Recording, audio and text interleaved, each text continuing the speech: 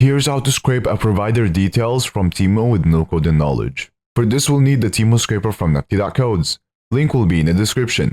Simply just download it for your browser. Next, press provider details. As you can see, we extracted this provider details. You can do this for multiple different providers. Now, head to the settings.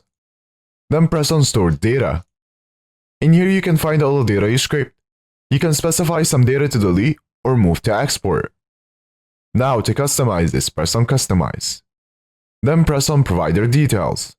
In here, you can change the data however you want. So for example, you can uncheck some data. You can also change the order of the data. And also change the name.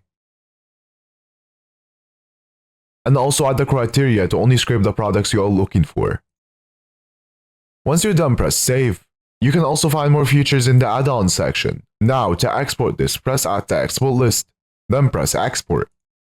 You can export in many different ways. I will export as HTML. After exporting, here's all the data we extracted.